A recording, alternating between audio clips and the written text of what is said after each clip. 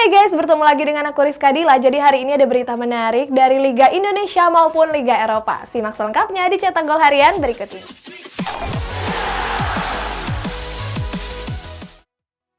Dalam beberapa hari terakhir, banyak media yang memberitakan kalau bek tengah Sevilla Jules Koundé telah sepakat bergabung dengan salah satu raksasa Premier League, Chelsea. Selain itu, Sevilla juga disebut akan melepas Koundé di bursa transfer musim panas ini. Akan tetapi, klub berjuluk Los Nervionenses ini akan melegonya dengan harga yang tinggi. Kabarnya, Sevilla memasang harga Koundé sebesar 80 juta euro. Oleh karena itu, Chelsea menawarkan Kurt Zouma sebagai bagian dari kesepakatan. Dalam beberapa tahun terakhir, penampilan kiper Kepa Arrizabalaga memang sedang menurun. Akibatnya, kiper asal Spanyol ini jarang mendapatkan tempat di skuad The Blues. Minimnya jam terbang tersebut membuat Kepa diisukan akan angkat koper dari Stamford Bridge. Bersumber dari Football London, Chelsea juga sudah menawarkan Kepa ke Valencia. Kontrak Kepa sendiri baru akan berakhir di tahun 2025 mendatang. Kabarnya The Blues akan melepas penjaga gawang timnas Spanyol tersebut dengan status pemain pinjaman. Pada laga uji coba melawan Arsenal, Chelsea harus kebobolan 1 gol melalui Granit Xhaka. Padahal di babak pertama, Edouard Mendy mampu menjaga kesucian gawangnya. Sementara itu di menit ke-64, Mendy digantikan oleh penjaga gawang lainnya, yakni Kepa Arrizabalaga. Baru 5 menit bermain, Kepa justru langsung kebobolan melalui gol dari tandukan Granit Xhaka. Bukannya menepis tandukan Xhaka, Kepa justru hanya diam yang justru membuat Chelsea kebobolan. Seandainya dia mampu menepis gol tersebut, Chelsea mampu mengalahkan Arsenal dengan skor 2-0.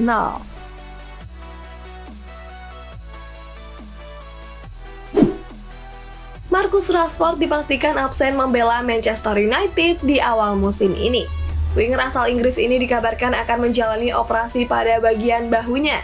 Cedera bahu tersebut sudah Rashford rasakan sejak bulan November yang lalu. Akibatnya, Rashford harus absen membela The Red Devil dalam beberapa bulan ke depan. Hal ini disampaikan secara langsung melalui Twitter pribadi Rashford. Dalam pernyataannya, dia mengonfirmasi akan segera menjalani operasi bahu pada awal musim.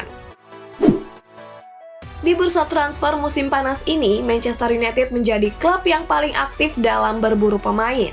Kabarnya, Setan Merah masih belum puas dengan mendatangkan pemain anyar mereka. Klub yang bermarkas di Old Trafford ini dikabarkan membutuhkan dana sekitar 117 juta euro. Dana tersebut digunakan untuk bisa memburu pemain terbarunya. Oleh karena itu, Setan Merah akan melego 10 pemain sekaligus, yakni Jesse Lingard, Brandon Williams, Anthony Martial, Diogo Dalot, Phil Jones, Alex Telles, Andreas Pereira, Daniel James, dan Axel Tuanzebe. Sementara itu beredar kabar kalau Lingard akan bertahan di Manchester United. Winger asal Inggris ini baru akan bertahan seandainya Paul Pogba hengkang dari skuad Setan Merah. Di laga uji coba dini hari tadi, Arsenal melangsungkan uji coba menghadapi Chelsea. Bertanding di Stadion Emirates, laga tersebut dimenangkan oleh Chelsea dengan skor tipis 2-1. Di menit ke-26, Chelsea membuka keunggulan melalui gol dari Kai Havertz. Sementara di babak kedua, bek anyar Ben White masuk menggantikan Rob Holding. Di menit ke-69, Granit Xhaka sukses menyamakan kedudukan. Tetapi sayang, 3 menit setelahnya, Arsenal harus kebobolan melalui gol dari Tammy Abraham. Skor akhir nggak berubah untuk kemenangan Chelsea. Barcelona dilaporkan berencana untuk mempertahankan 2 pemain bintang mereka di musim depan. 2 pemain tersebut adalah Antoine Griezmann dan Philippe Coutinho. Sebelumnya mereka diberitakan akan dilego Barcelona dengan alasan untuk mengurangi beban gaji klub. Selain itu juga untuk bisa mempertahankan sang mega bintang Lionel Messi. Akan tetapi dilansir dari Mundo Deportivo, sampai saat ini Barcelona belum memasukkan mereka ke dalam daftar penjualan. Artinya bisa dibilang keduanya akan bertahan pada musim depan. Di laga uji coba melawan Stuttgart, Barcelona kembali meraih hasil positif. Dalam laga tersebut, Blaugrana sukses mencukur Stuttgart dengan 3 gol tanpa balas. Sejak awal pertandingan, Barcelona tampil menyerang dan menguasai jalannya pertandingan. Mereka membuka keunggulan di menit ke-21 melalui gol dari Memphis Depay. 16 menit berselang, Barcelona menggandakan keunggulan lewat gol dari Yusuf Demir. Kemudian pada babak kedua, Blaugrana berhasil menambah 1 gol di menit ke-73 melalui Ricky Pick. Kemenangan ini melanjutkan tren positif Barcelona. Sebelumnya mereka sudah menang dalam 3 laga uji coba.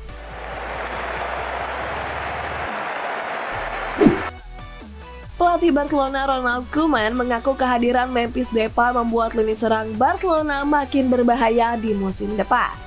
Selain itu, Ronald Koeman juga bilang kalau Depay adalah pemain yang paling dibutuhkan Blaugrana saat ini. Kehadiran Depay membuat banyak opsi di lini serang. Depay bahkan bisa beradaptasi cepat di skuad Blaugrana. Penyerang asal Belanda ini tampil apik dengan mencetak gol di 2 laga uji coba, yakni melawan Girona dan melawan Stuttgart.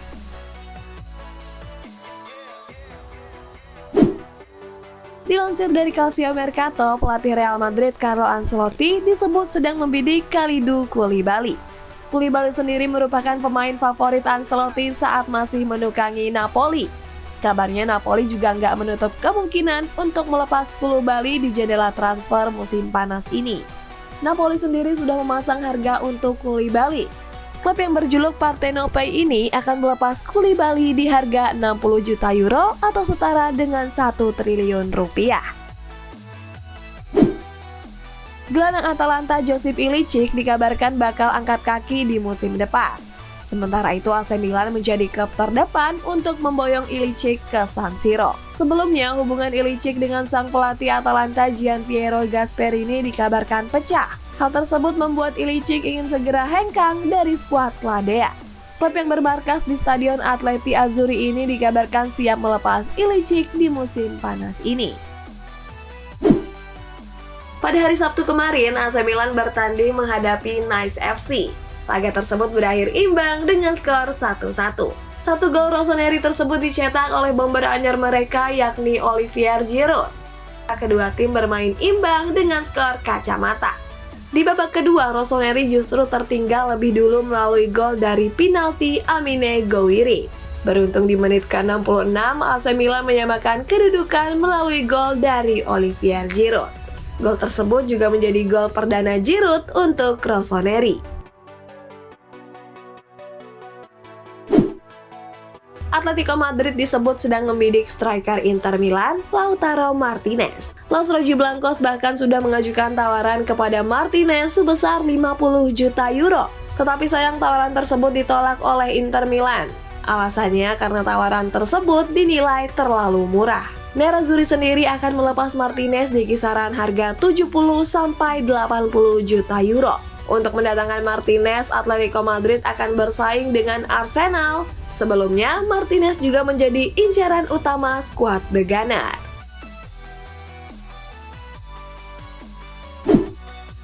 Pada hari Sabtu kemarin, Bayern Munchen melangsungkan laga uji coba melawan Napoli. Bertanding di Allianz Arena, The Bavarians harus tumbang dengan skor 3 gol tanpa balas. 3 gol Napoli tersebut dicetak oleh Blaise Victor Osimhen dan 1 gol Zidane Machac. Kekalahan ini melanjutkan tren buruk Bayern Munchen di mana mereka belum memenangkan 1 laga pun. Sebelumnya mereka dikalahkan Köln dengan skor 3-2 dan Borussia Mönchengladbach dengan skor 2-0. Sementara pada laga melawan Ajax Amsterdam mereka ditahan imbang dengan skor 2-2.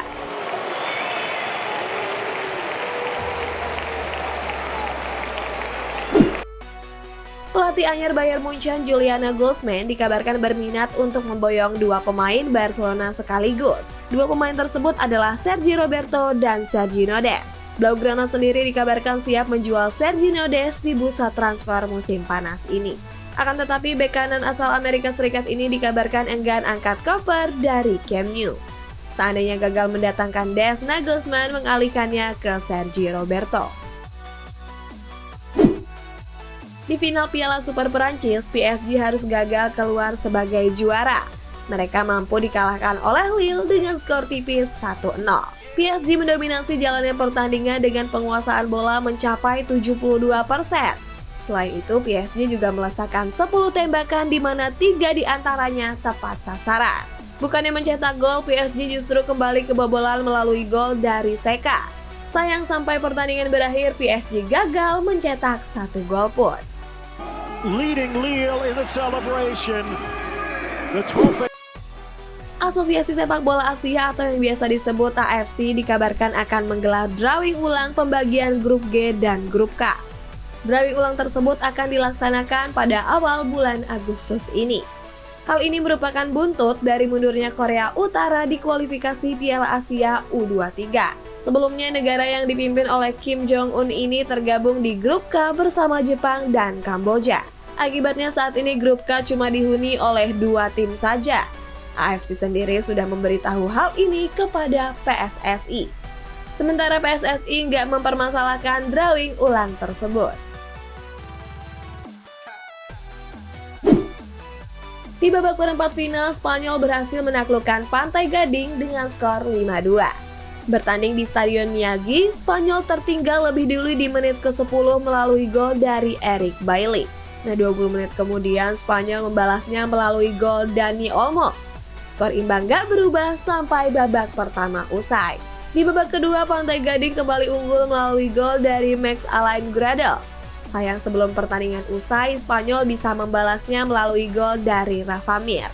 Skor imbang bertahan sampai waktu normal pertandingan berakhir.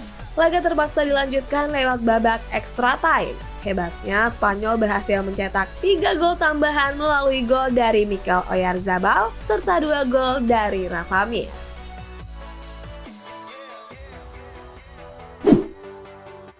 Sampai saat ini pelatih asal Italia Antonio Conte masih belum mendapatkan klub baru. Sebelumnya Inter Milan resmi memecatnya pada beberapa bulan yang lalu. Conte sempat dikabarkan akan melatih klub Premier League yakni Tottenham Hotspur. Tetapi sayang Tottenham lebih memilih Nuno Espirito Santo sebagai pelatih anyarnya. Bersumber dari Football Italia, Conte dikabarkan akan menjadi komentator di stadion televisi Sky Sport Italia. Nantinya dia akan dikontrak selama 1 bulan ke depan. Tunggal putra Indonesia Anthony Sinisuka Ginting dipastikan gagal melaju ke partai final. Ginting harus takluk dari juara bertahan Olimpiade yakni Chen Long. Bertanding di Musashino Forest Plaza, Ginting harus takluk 2 game secara langsung dengan waktu 56 menit. Di game pertama, Ginting kalah dengan skor 21-16. Sementara di game kedua, Ginting kembali takluk dengan skor akhir 21-11.